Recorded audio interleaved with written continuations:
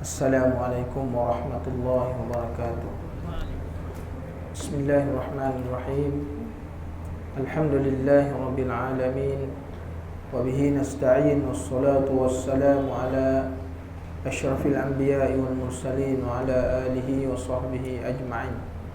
Subhanaka la ilma lana illa ma 'allamtana innaka antal alimul hakim. Wala hawla wala quwwata illa billahil aliyyil 'azim. Allahumma la sahla illa ma ja'altahu sahla wa anta taj'alul hazna idza syi'ta sahla. Allahumma faqihna fid din wa 'allimna ta'wil. Allahumma zidna ilma, amma ba'd. Alhamdulillah. Syukur kepada Allah Subhanahu wa taala kerana kita telah masuk di dalam bulan-bulan haji. Kita telah masuk dalam bulan-bulan haji. Kerana bulan haji ini bermula daripada bulan Syawal. Jadi tidak berapa lama lagi, maknanya para hujjaj, orang yang menjadi tetamu Allah, iaitu Dhuyufur Rahman, akan mula untuk bergerak pergi ke tanah suci, mana mereka dengan persiapan-persiapan mereka. Jadi perjalanan haji ini merupakan haji waktu yang telah ditentukan. Al-hajju ashhurum ma'lumat. Mana haji ini adalah suatu yang telah tentu. Jadi dengan sebab tu orang yang dipanggil oleh Allah Subhanahu wa taala untuk menjadi dhuyufur rahman, selagi mana belum sampai kepada tanah haji ini, mana ke Mekah dan Al-Mukarramah, mana belum lagi. Walaupun mereka telah mendapat panggilan, selagi mana belum sampai ke sana, maka kita belum lagi sebenarnya. Jadi dengan sebab itu, persiapan orang-orang yang nak menunaikan haji, umpama mereka ini berada dalam perjalanan ke padang mahsyar. Dengan sebab itu, memperbanyakkan ibadat dan taubat kepada Allah Subhanahu wa taala. Kerana para ulama dahulu, mereka nak pergi haji, mereka membersihkan diri mereka dengan memperbanyakkan taubat, dengan banyakkan istighfar, dengan banyakkan sedekah, dan kalau mengambil hak orang lain, mereka memulangkan hak-hak yang diambil, sama ada dengan secara zalim ataupun dengan cara yang tidak benar. Jadi mudah-mudahan mereka pergi, bila mereka menunaikan haji, mereka mendapat ganjaran, iaitu haji yang mabrur, insya-Allah. Jadi tuan-tuan muslimin dan muslimat yang dirahmati Allah, kita masih lagi membicarakan sebab-sebab ataupun perkara-perkara yang membawa kepada faktor yang menimbulkan banyak angan-angan sehingga manusia lupa kepada kematian. Perkara yang kedua yang kita bicarakan pada minggu lalu iaitu lantaran kebodohan manusia. Lantaran kebodohan manusia. Maka hari ini kita nak menyambung kata-kata musannif, iaitu pengarang Al-Imam Al-Ghazali. Qala musannifu rahimahullahu ta'ala wa nafa'ana Allah bi'ulumihi fi daraini. Kecintaan terhadap sesuatu yang sangat penting akan menghapuskan kecintaan terhadap hal yang remeh dari dalam hati. Jadi tuan-tuan, kalau kita hari ni, tuan-tuan punya ingatan yang kuat. Tadi cakap kambing golek, dia duduk kambing golek. Lupa tu dia belajar, dia tengok kitab pun dia tengok kambing dalam kitab. Sebab apa? Kerana dia punya waktu itu, tumpuan dia punya perhatian dia, ingatan dia kuat kepada benda yang dia nak. Jadi dengan sebab itulah maknanya, kalau sekiranya orang dia punya kekuatan dia, ingatan dia kepada akhirat, kepada kematian tu lebih besar daripada ingatan kepada dunia, dengan sendirinya dunia itu akan hilang daripada hati dia. Jadi tuan-tuan, yang bagusnya tadi cik dia tak payah sebut, kan? Dia duduk sini, dia tengok kambing dalam kitab dia. Orang tu tengah pusingkan kambing. Dia kata. Sebab apa? Dia dah masuk dalam jiwa dia. Ni kalau tak dapat kambing ni kan, memang aku balik mengangkak, dia kata. Jadi tuan-tuan muslimin dan muslimat yang dirahmati Allah, kenapa? Kerana faktor yang besar tu telah menguasai dia. Asal dia tadi datang nak belajar. Belajar tu dia datang kuat, maknanya ingatan dia kuat. Tapi bila dengar kambing aja, wah. Dia dah jadi ingatan separuh daripada ingatan belajar tu dah hilang dah. Jadi dengan sebab itu maknanya hilang. Dia akan mengkaburkan makna sesuatu yang lemah tu akan dia dikabur. Jadi begitulah umpamanya tuan-tuan disebutkan oleh Al-Imamul Ghazali, kalau sekiranya seseorang itu kecintaan dia kuat. Umpamanya tuan-tuan, dulu mungkin kita ni waktu muda-muda sebelum kahwin tak, kita ada seorang perempuan yang kita ingat, perempuan yang kita suka, yang kita berhajat dia tu akan jadi pasangan kita. Dia mana-mana pun kalau kita letak, sampai sebut pun boleh terkeluar nama dia. Kenapa? Kerana pada waktu itu ingatan kepada dia menguasai. Sebab tu orang yang telah cinta kepada Rasulullah sallallahu alaihi wasallam, orang yang cinta kepada Allah Taala, mulut tu bukan dengan secara paksa, dia akan keluar sendiri. Sebutan maknanya selawat kepada baginda Rasulullah sallallahu alaihi wasallam, sebutan kepada Allah. Tengok Bilal bin Rabah ketika mana dihempap dengan batu besar. Apa yang keluar daripada mulut dia? Allah, Allah, Ahad, Ahad. Kenapa? Itu bukan paksa, tuan-tuan. Itu bukan dipaksa. Kerana dia keluar sendiri daripada mulut dia, lantaran cinta dia yang besar menguasai tubuh badan dia, daripada hati sampai, daripada kepala sampai kaki. Sebab apa? Kan tu maknanya kecintaan dia tu besar. Maknanya rindu dia kepada Allah tu begitu besar. Sebab tu maknanya bukan dipaksa-paksa. Orang kalau dipaksa, dia sebut sekejap je, dia tak mendarah daging. Orang cinta kepada Rasulullah, dia sentiasa, hati dia sentiasa ingat, lidah dia akan sentiasa berselawat kepada Rasulullah sallallahu alaihi wasallam. Kerana apa? Kerana perkara yang besar akan melupuskan perkara yang kecil. Sebab tu tuan-tuan muslimin dan muslimat yang dirahmati Allah.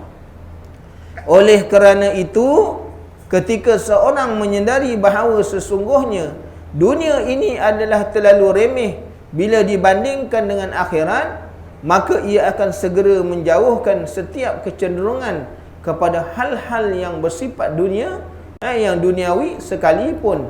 Misalnya ia diberi kuasa yang terbentang dari timur sampai ke barat. Jadi tuan-tuan, disebut oleh Al-Imamul Ghazali kepada kita tak? Mana apabila seseorang ini dia menyedari bahawa dunia itu terlalu remeh. Sebab apa remeh?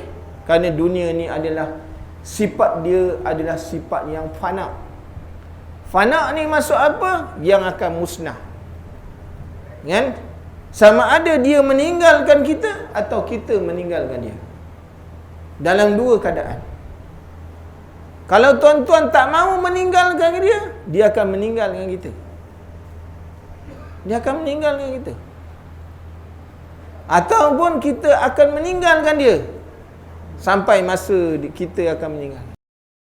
Kalau kita hidup kat dunia, kita kejar dia, kita tidak akan dapat. Kan? Dunia ni tuan-tuan kita kejar, dia tidak akan dapat. Kita tidak akan dapat dunia ni kita kejar. Kerana dunia ni dia akan lari. Bila kita kejar dia, dia akan lari lagi jauh daripada kita. Sebab tu orang tanda bagaimana orang kejar dunia, dunia lari. Sebab itu bila dia kejar dunia, dia tidak pernah puas dengan apa yang dia dapat. Orang kalau ada dah satu lembah emas, kenapa dia hendak yang kedua? Menunjukkan bahawa dunia ni lari. Lagi dia kejar, dia tak cukup. Dia tak cukup untuk dunia lari. Lari lagi. Bila cukup padanya tuan-tuan? Apabila dia meninggalkan dunia. Maknanya tanah masuk dalam mulut, dia masuk dalam liang lahat, waktu tu baru selesai masalah. Sebab tu tuan-tuan muslimin dan muslimat yang dirahmati Allah, menyebutkan, Imam Ghazali menyebut pada kita bahawa dunia ni, bagi orang yang memikirkan, orang yang merenungkan, bahawa dunia ni adalah remeh. Kerana dia sesuatu yang sifatnya menipu, tak kekal. Sebab tu Allah Ta'ala sebut mata'un qalil. Dunia ni tuan-tuan, mata'un qalil, sesuatu yang sedikit. Kita dapat banyak pun sebenarnya sedikit. Sebab apa sedikit? Sebab manusia tidak pernah merasa puas dengan apa yang dia dapat. Tuan-tuan tanyalah, mana orang yang hidup dekat atas dunia dia rasa puas? Dia ada 1 juta, dia nak 2 juta. Nak? Yang tak ada, nak bagi ada. Kan? Sebab tu maknanya Allah Ta'ala sebut dalam Quran. Sebut mata'un qalil. Dunia ni sedikit. Yang kamu kejar, yang kamu rasa dapat banyak, jumlahnya berjuta-juta, bilion sekalipun, kamu akan rasa itu adalah sesuatu yang sedikit. Sebab Allah Ta'ala dah sebut dalam Quran. Sebab tu manusia bila dia rasa sedikit, dia tak pernah rasa cukup. Tuan-tuan tengoklah mana-mana manusia. Tanya, kau dah dapat ada berapa juta? Tak? Kalau dalam Malaysia ni, orang Melayu paling kaya ialah Syed Bukhari tu. Dia ada berapa? 16 bilion dia punya harta dia. Adakah berhenti 16 bilion? Tak tu. Tambah lagi. Dia nak jadi orang yang pertama. Kan? Itu orang Melayu yang pertama punya kekayaan dalam Malaysia kan. Dia cuba nak menguasai orang yang lain. Jadi tuan-tuan muslimin dan muslimat yang dirahmati Allah, nak dibandingkan dengan akhirat, kalau kita dapat satu nikmat di akhirat, duduk dalam syurga Allah Subhanahu Wa Taala, dia bukan bandingan dunia. Kan? Itu sebabnya orang kalau sekiranya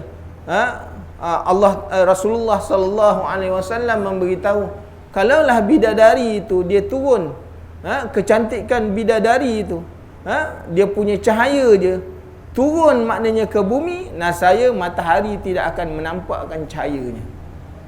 Sebab apa? Itu umpama. Maknanya umpama nikmat dalam akhirat. Nikmat dalam syurga. Sebab orang tak nampak. Tuan-tuan, sebab tu kita mengejar hari ini sesuatu benda yang sedikit. Kan? Dan menjauhi setiap kecenderungan yang bersifat duniawi. Bukanlah hidup ni tuan-tuan tidak boleh mengejar dunia. Tetapi kebanyakan hari ini kita melihat, bila kita terlalu cenderung kepada dunia, dunia banyak melalaikan kita daripada ingat Allah. Kan? Dunia banyak melalaikan kita daripada ingat Allah. Dunia banyak menjauhkan kita. Kadang-kadang sampai kita tertipu. Bagaimana manusia boleh berbunuh-bunuh? Kerana tertipu dengan dunia. Kan? Bagaimana manusia boleh mengambil hak orang lain sedangkan itu bukan dia punya? Dia kata dia punya kerana dia tertipu dengan dunia. Dia menganggap bahawa bila dia dapat benda tu, itulah dia kesenangan hidup, kemewahan. Kenapa orang boleh mengampas hak milik orang lain? Mengampas maknanya kepunyaan orang lain. Kerana apa? Mereka merasakan itulah maknanya keselesaan dan kemewahan hidup. Sebab tu kita kena tengok bahawa kalau kita cenderung kepada sifat-sifat yang berbentuk keduniaan ini tuan-tuan, walaupun dibentangkan kepada mereka kekayaan daripada barat, daripada timur ke barat pun, manusia dia tak pernah rasa cukup. Kan? Manusia tak pernah rasa cukup. Tak tuan-tuan baca dalam hadis Rasulullah sallallahu alaihi wasallam beritahu, manusia ini dia diberi satu lembah emas, maka dia hendak yang kedua. Dia beri yang kedua, dia hendak yang ketiga. Dia beri tiga, dia hendak sampailah habis. Dia tak akan pernah rasa cukup. Jadi tuan-tuan, ini yang diberitahu oleh Al-Imam Al-Ghazali kepada kita. Betapa tidak baginya yang boleh ia miliki dari dunia yang sangat sedikit, lagi penuh noda dan kotoran. Kadang-kadang kita ni nak dapatkan sesuatu benda, kita tak fikir halal haram. Hari ni tuan-tuan, orang hendak sesuatu benda, dia tak fikir halal haram. Dia tak kira itu riba, dia tak kira itu rasuah. Kan? Yang penting hidup senang. Kan? Yang penting hidup senang. Jadi dia tak fikir yang dia dapat tu fikir berkat, ada maknanya redha Allah, dia tak fikir. Sebab tu tuan-tuan, kalau hari ni kita banyak harta, Allah Ta'ala tarik harta kita, kita kena muhasabah diri banyak-banyak. Kenapa Allah Ta'ala tarik harta kita? Kenapa Allah Ta'ala musnahkan apa yang ada pada kita? Kita kena muhasabah, kan? Mungkin Allah Ta'ala nak membersihkan harta kita tu, yang banyak-banyak yang kita simpan tu, Allah Ta'ala musnahkan sebagai kifarah, sebab dia sayang pada kita, supaya dia nak memastikan harta yang kita dapat, yang berbaki itu ialah harta yang benar-benar bersih. Hari ni orang tak fikir, tuan-tuan, kan? Orang tak fikir. Kalau hilang duit, hilang apa, dia tak fikir. Kita merasakan duit banyak tu, itu kebaikan pada kita, tapi pada Allah Ta'ala itu keburukan untuk kita. Asa an takrahu syai'an wa huwa khairul lakum, wa asa an tuhibbu syai'an wa huwa syarrul lakum. Kamu merasakan bahawa itu baik untuk kamu, bagi Allah Ta'ala itu tak baik. Tapi yang kamu rasa tak baik bagi diri kita, itu baik bagi Allah. Ini sepir yang kita kena ingat, kan? Kadang-kadang kita ni tengah hidup bersukaria, tengah hidup dengan maknanya selesa, Allah Ta'ala ambil anak kita, kan? Kita merasakan bahawa Allah ambil anak kita tu, ini sebagai satu maknanya makna azab pada kita. Tak. Kemungkinan kalau anak tu besar, dia derhaka dengan ibu bapa, macam mana? Sebab tu kita tak pandang. Sebab tu bila Allah Ta'ala dia ambil suatu benda ni, dia hilangkan suatu benda, dia musnahkan satu kepada kita, kita kena tengok. Allah Ta'ala sebut dengan kita, asa an takrahu syai'an, kan, wa huwa khairul lakum, wa asa an tuhibbu syai'an wa huwa syarrul lakum. Baik pada Allah, yang kita rasa maknanya tak baik untuk kita, sebenarnya Allah Ta'ala, pada Allah Ta'ala tu baik. Yang baik pada kita, kita rasa baik, banyak duit tu baik, tapi Allah Ta'ala kata ini tak baik. Kerana apa? Bila engkau banyak duit, kau tak akan banyak, engkau tak pernah sampai untuk ke masjid, tak pernah sampai dalam majlis ilmu, tak sampai untuk mana? Berjamaah. Sebab tu kena tengok, tuan-tuan, muhasabah diri banyak-banyak, kan? Allah Ta'ala jadikan tu, dia ada di sebalik perkara yang kita tak nampak. Jadi dengan sebab itu, orang yang beriman kepada Allah, bila berlaku sesuatu musibah, jangan cepat-cepat nak menyalahkan takdir. Apalah, kan? Kenapa jadi macam ni? Jangan menyalahkan takdir. Banyak sebut hasbiyallahu wa ni'mal wakil, ni'mal maula wa ni'mal nasir. Sebab tu akan ingat kepada Allah. Tuan-tuan muslimin dan muslimat yang dirahmati Allah, bagaimana mungkin ia akan gembira terhadap dunia, atau bagaimana dunia dapat berada di dalam hati kalau ia tetap percaya akan adanya kehidupan akhirat. Orang yang beriman, yang ada iman, tuan-tuan, yang yakin bahawa kehidupan akhirat itu ada.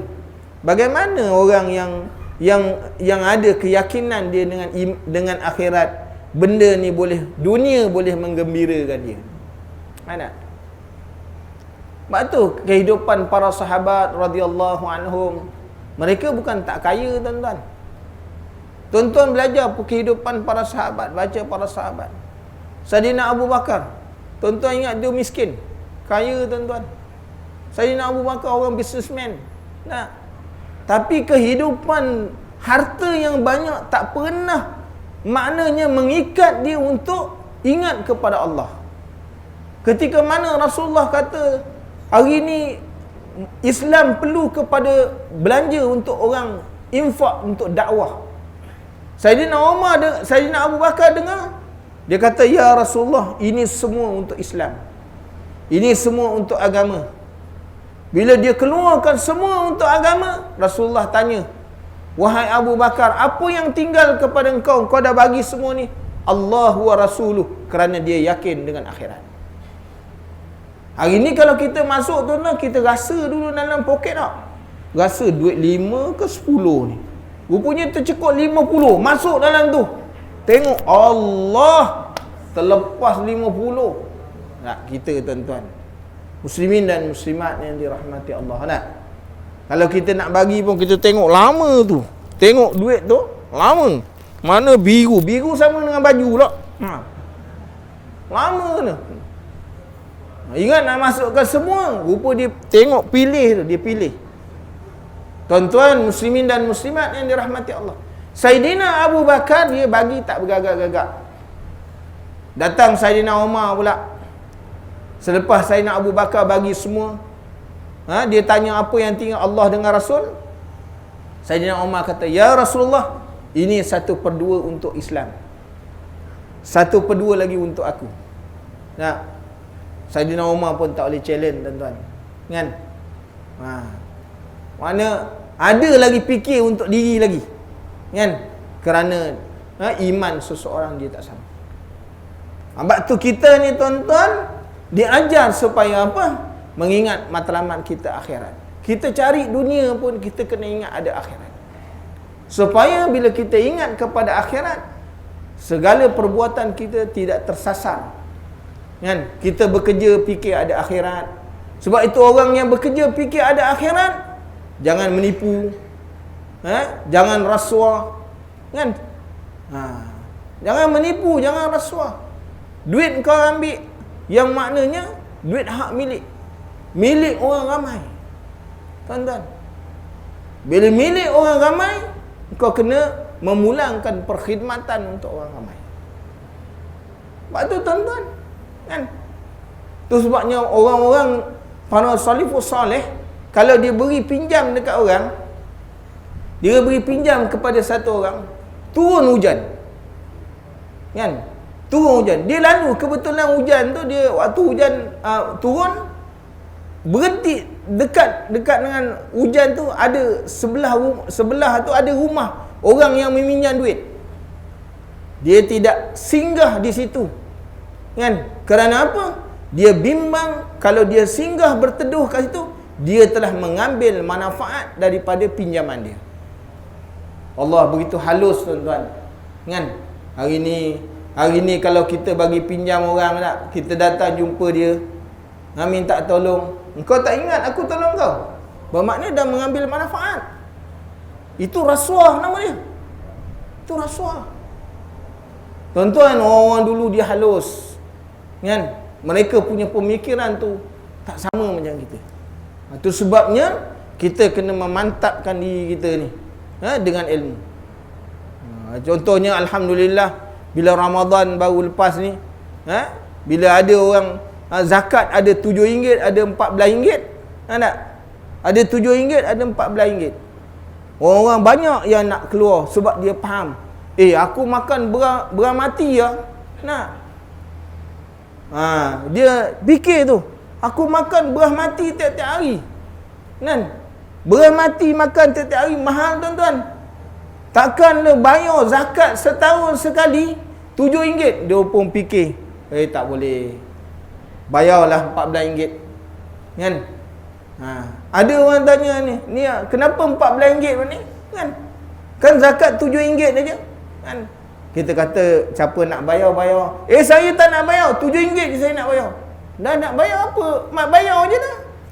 Apa nak gaduh lah? Dia marah saya punya. Yang kutip zakat tu, dia marah. Tahun ni banyak amin yang kena marah. RM14 tu bukan paksaan. Siapa nak bayar, bayar. Nah. Jadi, tuan-tuan, orang yang ada iman dengan Allah, fikirkan nikmat yang dia makan tiap-tiap hari banyak, dia fikir, bayar 14 lah. Allah Ta'ala beri rezeki, tak pernah Allah Ta'ala kira dengan kita. Tuan-tuan, muslimin dan muslimat yang dirahmati Allah. Sebab tu bagi tadi, SU bagi tahu tadi, tahun ni potongan zakat meningkat dengan tinggi sekali. Sebab apa? Sebab ramai orang bayar RM14. Sampai tak cukup resit. Bayang, tuan-tuan. Ini dia, tuan-tuan. Kenapa? Memikirkan hari akhirat. Bahawa dia buat begitu, dia akan melihat hasilnya. Dia akan melihat maknanya dia punya keuntungannya di sisi Allah Subhanahu Wa Taala. Kerana apa? Tak berkira dengan Allah Ta'ala. Orang yang berkira dengan Allah, besok dia kembali kepada Allah, Allah Ta'ala berkira dengan dia. Jadi, tuan-tuan, kita kena ingat. Kemudian apa? Kita selalu memohon kepada Allah, semoga dia berkenan membuat kita mampu melihat dunia sebagaimana yang dilakukan oleh hamba-hambanya yang soleh di masa lalu. Jadi kita selalu mohon kepada Allah. Allah Ta'ala beri nikmat macam-macam banyak tuan-tuan. Dengan nikmat-nikmat ni seperti mana orang-orang terdahulu dapat nikmat. Sebab tu kita baca Siratal ladzina an'amta alaihim. Sebab tu kita minta satu hari 17 kali. Kan? Kita minta dengan Allah. Tapi kita tidak memahami. Kita punya jalan yang kita minta tiap-tiap hari pada Allah. Minta maknanya, ya Allah, Siratal ladzina, tunjukkanlah kami jalan. Jalan-jalan orang yang terdahulu yang telah diberi nikmat. Engkau beri nikmat pada dia. Kita minta tiap-tiap hari, tapi kita minta jalan lain, kita ambil jalan lain juga. Kita ambil apa? Ghairil maghdub. Kita minta jalan bukan jalan orang yang dimurkai, tapi itulah jalan yang kita ambil tiap-tiap hari. Jalan yang Allah Ta'ala murka banyak. Sedangkan Allah Ta'ala kita minta jalan yang orang diberi nikmat, tapi yang kita buat ialah jalan-jalan orang yang dimurkai Allah. Kita baca 17 kali tiap-tiap hari tuan-tuan. Sebab tu kita kena faham. Bila kita hidup ni, surah Fatihah tu kita kena faham betul-betul. Kan? Kita kena faham betul. Supaya jangan kita menyalahi daripada apa yang kita ucap tiap-tiap hari. Tuan-tuan muslimin dan muslimat yang dirahmati Allah. Maka ubat paling mujarab untuk membuat hati mahu merenungkan kematian ialah dengan mengambil pelajaran dari kematian orang-orang terdekat. Al-Imamul Ghazali kata apa? Ubat yang paling mujarab bagi orang yang ingat cinta kepada dunia ni, yang hati dia terlekat dengan dunia, maka tidak boleh tidak dia kena renung kematian. Sebab tu Rasulullah sebut ingat mati. Kan? Ingat mati. Kerana apa? Kerana mengingat kematian ni memotong maknanya syahwat. Makna kelatatan. Minal lazzat. Memotong kelazatan. Ingat mati, motong kelazatan. Tengah-tengah makan daging kambing kan? Kalau tercekik mati, terus stop. Terus stop, tak makan lagi. Tambah, tak nak mati tercekik kan? Terus. Kenapa? Memotong kelazatan. Mati ni tuan-tuan, banyak orang sebut mati. Orang tak suka dengar. Kan? Orang tak suka dengar. Tuan-tuan ni keluar seorang ni pergi kat warung depan tu, duduk. Wahai tuan-tuan, ingatlah mati. Memang dia baling dengan teko. Kan? Memang dia baling tuan-tuan. Kan? Kerana hakikatnya bahawa manusia memang tak suka dengar. Tapi mati pasti berlaku. Banyak orang tak suka. Kan? Tapi kita beringat mati akan menyentap diri kita. Ingat? Menyentap diri dia. Sebab apa? Bagaimana? Dengan mengambil pelajaran daripada kematian orang-orang yang terdekat dengan kita. Orang terdekat dengan kita. Sahabat andai. Kan? Kawan-kawan kita. Jiran kita. Bulan Ramadan kita tengok berapa ramai kawan-kawan kita. Saya 2 bulan ini, Ramadan dan Syawal, 2 orang pelajar saya meninggal dunia dah. Kan? Seorang kena kanser rahim stage 4. Waktu dia mula kena kanser, doktor kata 100 hari lagi mati. Tuan-tuan, sampai setahun tak mati-mati. Sebab tu doktor bukan Tuhan. Ingat. Kan? Saya pesan, akak bacalah Quran. Kan? Kalau akak ingat kanser ni bawa mati, belum mati lagi. Kan? Belum 100 tahun belum 100 hari lagi akak dah mati dah. Dia bertahan. Dapat pergi umrah, balik umrah. Waktu dia nak pergi umrah, dia pesan, Ustaz, saya nak mati kat Mekah. Tengok-tengok balik Malaysia pula.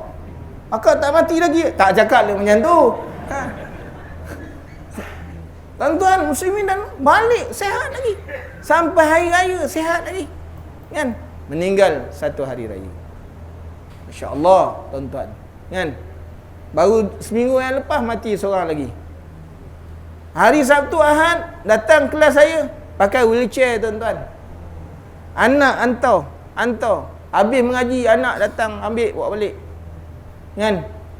Mati, meninggal dunia hari raya yang minggu lepas meninggal. Tuan-tuan, muslimin dan muslimat yang rahmat. Jadi kita tengok hayat kehidupan dia baik. Kita boleh saksikan dia baik. Sebab apa? Kerana baca Quran. Kehidupan dia kita nampak. Tuan-tuan, sebab tu kita kena ingat. Kita ni 2 orang dah mati tau. Lepas ni siapa pula yang menyusul? Kan? Masing-masing tunduk je. Kan? Sampai sebut ajalana pun salah. Ajalana, baca Quran ajalana, sebut pun sampai pelat sebut. Makna sebut perkataan ajal pun takut. Belum mati lagi sebut perkataan ajal pun takut. Takutnya manusia tuan-tuan. Jadi kita kena mengambil iktibar. Bagaimana mereka dijemput oleh kematian pada saat yang tidak pernah mereka sangka. Kan? Ada orang nazak lama. Kita kata ni penyakit berat. Kesian betul. Ya, tak mati-mati lagi. Allah Ta'ala tengok tuan-tuan susun kehidupan. Kan? Penyakitnya menderita sakit. Anak-anak kadang-kadang sampai hilang maknanya kekuatan untuk nak memelihara mak ayah. Kadang-kadang begitu ujian besar tuan-tuan. Jadi dengan sebab itu kematian ini kita tengok kadang-kadang tak sangka. Kan? Hari ni malam-malam ni elok semua sama-sama dengan kita. Besok dengar berita semalam ada sahabat kita meninggal dunia. Kan? Meninggal dunia. Apa sangkin? Allah, dia meninggal dalam tidur ustaz. Kan? Tubat dia kena doa dengan Allah. Rasulullah SAW sentiasa minta dengan Allah, ya Allah jangan matikan aku dengan mati mengejut. Tidur je terus jalan. Besok tengok rumah kejut dah tak ada dah. Minta dengan Allah jangan mati yang macam tu. Kalau sekiranya takdir mendahului, kita tak boleh buat apa-apa. Tapi minta dengan Allah jangan mati mengejut macam tu. Tuan-tuan, muslimin dan muslimat yang dirahmati Allah. Orang yang selalu dalam keadaan siap sedia dijemput kematian, ia benar-benar telah memperoleh keuntungan yang sangat besar. Dalam pembacaan kita yang telah lalu, bagaimana golongan salafus soleh, kan? 3 tahun duduk dalam masjid i'tikaf kerana nak tunggu mati. Tuan-tuan, 3 tahun i'tikaf. Ibadat dalam masjid. Kan? 3 tahun. Kenapa i'tikaf? Kerana nak menunggu kematian. Memang dah bersedia tuan-tuan, kalau sekiranya mati datang memang dah bersedia dah. Kan? Bayangkan orang-orang macam tu. Golongan salafus soleh yang lain 30 tahun bersiap untuk mati. Mana dengan amalan-amalan? Kita bagaimana? Kan? Kita baca kisah-kisah ni supaya iktibar. Laqad kana fi qasasihim ibratun liulil albab. Allah Ta'ala jadikan kisah-kisah ni, kisah orang terdahulu, golongan salafus soleh, golongan apa ni, para anbiya, para sahabat. Supaya apa kita baca tuan-tuan? Jadikan kisah-kisah ni supaya kita mengambil ibrah. Ibrah ni apa? Pelajaran. Siapa yang boleh mengambil pelajaran daripada kisah-kisah ni? Ya ulil albab, iaitu orang yang ada akal. Kan? Orang yang ada akal, dia bila tengok suatu peristiwa, dia boleh ambil ibrah. Ada orang ada akal, kalau dia tak boleh gunakan akal dia, maka dia tak akan dapat apa-apa. Dia tengok orang mati depan rumah dia, dia hantar orang mati sampai ke tanah kubur, kerana dia tidak boleh ambil dari ibrah, kerana akal tidak digunakan. Sebab tu pada dia biasa, yang mati dia kata, yang mati mati, yang hidup hidup. Jadi susah juga gitu. Dia tak dapat mengambil panyaran, kan? Dan dikata apa? Sebaliknya orang yang tertipu oleh angan-angan yang banyak, ia benar-benar telah rugi. Jadi kita jangan jadi orang yang tertipu tuan-tuan. Dah le dunia ni hidupnya tipu daya, kan? Kita pula tertipu dengan tipu daya dunia. Oleh kerana itu, setiap saat hendaklah seseorang selalu memperhatikan anggota atau organ-organ tubuhnya dan merenungkan bagaimana semua itu akan dimakan oleh cacing-cacing dan bagaimana tulang-tulang itu akan hancur lebur.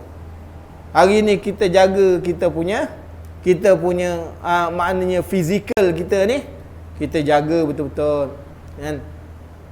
Kita rawat dia betul-betul. Kalau kurus, kita bagi makan, makan macam-macam, nak bagi berisi badan, suplemen macam-macam, nak kita jaga betul-betul. Sakit, kita rawat. Ini semua kita jaga bentuk zahir, tuan-tuan. Tapi hati kita ni, dalaman kita, kita jarang nak ambil perhatian. Kita jarang nak mencerahkan dia, kan? Nak zikir, nak baca Quran, melazimkan puasa, melazimkan tahajud. Ni semua makanan dalaman, kan? Makanan dalaman kita. Yang kita nampak, kita tengok je makanan luaran. Nak tanya, hari ni masak apa? Nak itu untuk luaran. Tak pernah orang tanya, hari ni kita nak baca Quran berapa juzuk? Tak pernah, kan? Tak pernah tau, kan? Mananya kita apa? Kita menjaga faktor luaran aja. Sedangkan disebut bahawa yang di luar ni semuanya akan musnah. Yang kita duk jaga ni semuanya untuk cacing dalam kubur, kan? Untuk cacing ni, tuan-tuan. Tuan-tuan bagi badan sihat-sihat ni, kan? Itu cacing tengok, wah sedap betul burger ni. Ini burger specialnya KFC-nya ni. Nah, dagingnya oh sedap. Kan? Kita menyediakan untuk cacing dalam kubur. Bagi orang yang kuruh-kuruh dekat atas dunia, kerana ibadatnya banyak, kurang tidurnya, kerana ibadat kepada Allah, cacing tengok, wah ini tak berapa, keras tulang, kan? Jadi tuan-tuan muslimin dan muslimat yang dirahmati Allah, hendaklah pula ia merenungkan bagaimana cacing-cacing itu akan mulai memamah biji matanya yang sebelah kanan atau yang sebelah kiri, sebab tidak akan ada sebahagian dari jasadnya yang akan luput daripada santapan cacing-cacing. Tuan-tuan kena ingat, masuk dalam kubur, tuan-tuan, hebat macam mana ke, tok guru silat ke, masuk dalam kubur, cacinglah santapannya. Cacing menunggu, tuan-tuan, kan? Dia sebut dalam satu riwayat mengatakan, orang yang masuk dalam kubur ni, kan, cacing boleh menghidu mayat yang baru masuk dalam kubur dalam jarak 3 km. Jauh, tuan-tuan, 3 km cacing boleh hidu. Masuk tutup berlumba sampai. Tak sampai seminggu habis. Badan buka, kalau gali balik, buka seminggu je habis. Tinggal tulang ya. Tuan-tuan, jangan bagi cacing makan banyak. Kan? Jadi kena hidup kat atas dunia ni gajin-gajin berlapar. Macam mana gajin berlapar? Gajin-gajinlah puasa. Kan? Gajin-gajinlah berpuasa. Hidup kat atas dunia. Janganlah beri banyak sangat santapan jasmani kita ni. Kan? Cacing pun suka tengok orang macam ni. Dia kata memang sedap, kata. Jadi tuan-tuan muslimin dan muslimat yang dirahmati Allah, dia tidak akan luput daripada santapan cacing-cacing, kan? Pada saat itu tidak ada lagi yang dimilikinya selainkan ilmu. Hidup dekat atas dunia, masuk dalam kubur, tak ada satu yang tinggal. Yang kekalnya apa? Amal. Nah, kita beriman dengan Allah yang bersifat dengan sifat baqa, maka yang baqa di sisi Allah ialah amal yang kekal di sisi Allah. Wa imma yang kita bawa tu kekalnya amal yang soleh ataupun amal yang sebaliknya. Itu yang kekal. Tuan-tuan kena ingat, kan? Tuan-tuan masuk dalam kubur, hebat macam mana pun, semuanya akan habis. Habis semua. Tak ada satu yang tinggal. Kain-kain kapal yang dipakai pun hancur habis. Walaupun hancur, tapi yang masih kekal di sisi Allah ialah amalan. Nah, amalan ni yang kekal. Ni yang tuan-tuan datang hari ni, ini yang kekal lah. yang tidak boleh dimusnahkan oleh cacing dalam kubur. Inilah dia amalan. Tuan-tuan datang mengaji, kan? Tuan-tuan duduk dalam masjid, i'tikaf, tuan-tuan semayang berjamaah, ini semua amalan yang kekal. Sama ada ikhlas tak ikhlas, itu antara tuan-tuan dengan Allah, kan? Tapi yang nampak pada zahir, inilah yang kekal.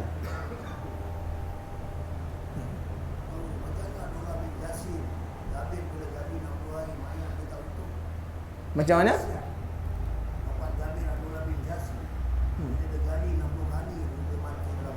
Itu dengan sebab kemuliaan orang. Ada orang-orang yang Allah Ta'ala beri kemuliaan, itu lain, kan?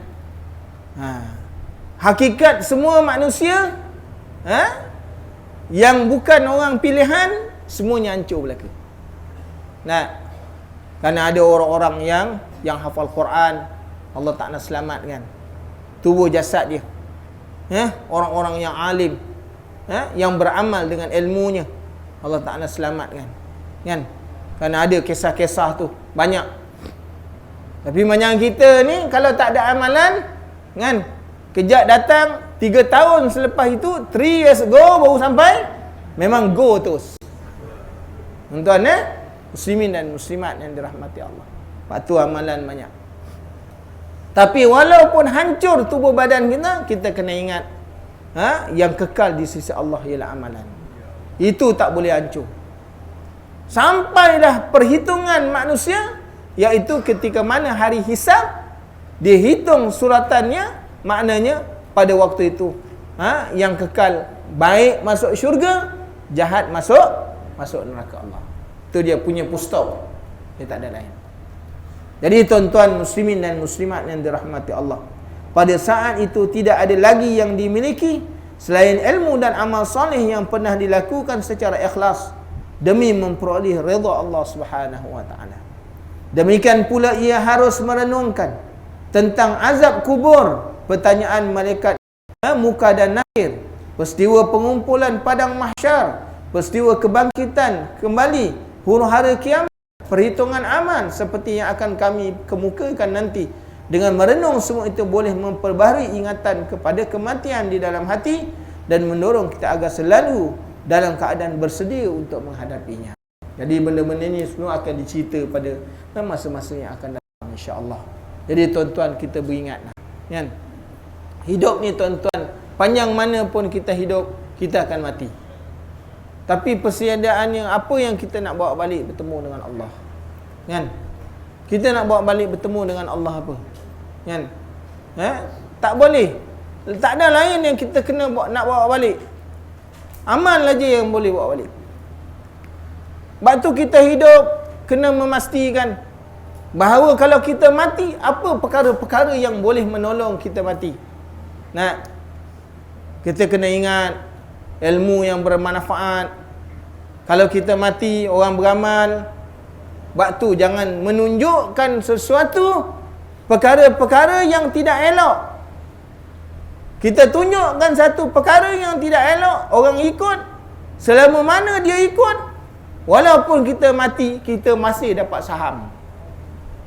Kalau perkara tu tak elok, dia buat, orang ramai ikut, sampai bila-bila? Sampai bila-bila lah. Selagi mana ada orang beramal, selagi itulah kita dapat saham. Rasulullah SAW mengajar umat dia semayang. Hari ini ada 1.3 bilion umat Islam yang semayang tiap-tiap hari. Selagi itulah Rasulullah dapat pahala setiap hari 1.3 bilion punya orang. Amalan. Kalau kita tunjuk benda yang baik, kalau tunjuk benda yang tak baik, maka itulah juga balasan yang kita akan dapat. Jadi dengan sebab itu, kita ada anak-anak, tunjuk benda yang baik-baik. Jangan tunjukkan benda yang tak elok, kan? Ajar dia mengaji, dia boleh baca Quran, dia boleh baca Quran, kita mati, saham tetap dapat. Jadi bentuk jadi anak-anak yang soleh, beri ilmu yang bermanfaat, walaupun dah mati, kita masih dapat. Ada wakaf mengalir sampai kita dah mati, dia tetap mengalir, walaupun sikit benda yang kita bagi. Jadi insya-Allah, mudah-mudahan Allah Ta'ala merahmati kita, insya-Allah.